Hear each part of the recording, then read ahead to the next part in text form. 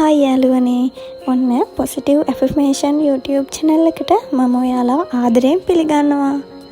ඉතින් ඔන්න අද ලස්සන දවසේදී විශ්ව ආකර්ෂණ නීතියෙන් අපි අපේ පණිවිඩය විශ්වයට යොමු කරලා විශ්ව මාතාවට ස්තුතිවන්ත වෙලා මේ තියෙන ප්‍රාර්ථනා කරන පණිවිඩය ලබා ගමු. ඉතින් මේ වීඩියෝ එක ඉවර වෙනකන් රැඳිලා ඉන්න කියලා මම ඔයාලට ආදරෙන් ආරාධනා කරනවා.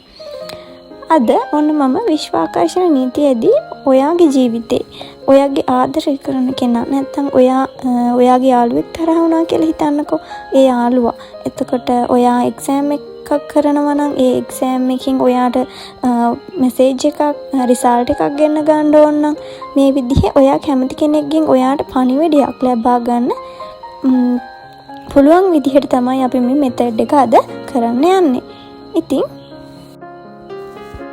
ඒ වගේම තමයි ඔයා ඇප්ලයි කරපු එක්සෑම් එකක් ඔයාගේ රට යන ගමනක් සාර්ථක වෙන්න. ඒ වගේම ඔයා හිතන ඕනම දෙයක් වෙනුවෙන් මේ මෙතඩ් එක ඔයාට යූස් කරන්න පුළුවන්. හරි, දැන් ඔයා හොඳින් දැස් පියා ගන්න. හොඳින් සැහැල්ලුවෙන් හුස්මක් ඉහළට පහළට ගන්න. දැන් ඔයාට පණිවිඩය යවන්න ඕන කෙනා පිළිබඳව හොඳට සිතන්න. දැන් ඔයාගේ හිතින්ම අහන්න. මේ වෙලාවේ මට මේ කෝල් එකක් මැසේජ් එකක් ආවොත් ඔයාට හැඟෙන දේ ඔයාට සතුටු හිතෙන විදිහ හිතන්න. ඔයාට කෝල් එකක් එනවා මැසේජ් එකක් ඇවිත් තියෙනවා දකිනවා. ඉතින් ඔයා මේ ගැන හිතන්න.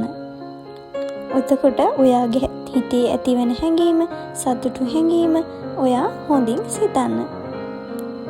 එයාගෙන් මැසේජ් එකක් නැත්නම් ඔයාගේ ඇප්ලයි කරපු එක්සෑම් එකකින් රිසල්ට් එකක් නැත්නම් ඔයාගේ තරහ වුණ යාළුවෙක්ගෙන් කෝල් එකක් ඔයාට ලැබුණාම ඔයාට දැනෙන සතුට නිදහස ඔයා හොඳට විඳින්න.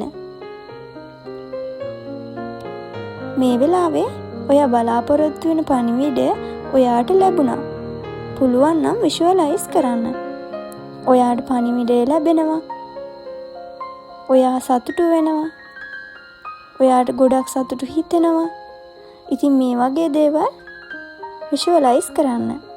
ඒ වගේම විශ්ව මාතාවටත් ස්තුති කරන්න. ඒ වගේම මම ඔයාට ස්පෙල් එකක් දානවා. ඒ විදිහට ඔයා මේ ස්පෙල් එක කියන්න ඕනේ.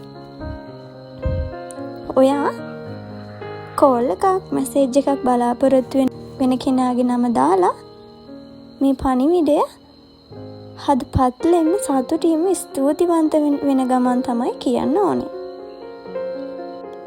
ඒ වගේම ඔයා දැන් කරන්න ඕනේ ඔයාට මේ පණිවිඩය ලැබුණා කියලා හිතලා අවංකවම විශ්වයට ස්තුතිවන්ත වෙන එක.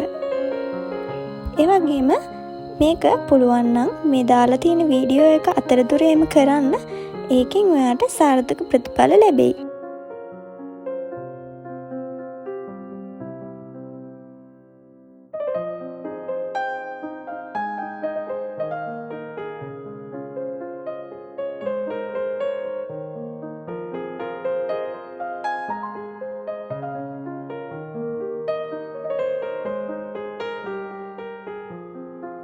දවසට දෙපාරක් මේක කරන්න පුළුවන් නම් ඔයාට ඇත්තටම සාර්ථක ප්‍රතිඵල ලැබෙනවා. ඒ වගේම සාර්ථක ප්‍රතිඵල ලැබුණා නම් කමෙන්ට් එකක් දාලා ඒ ගැන කියන්නත් අමතක කරන්න එපා.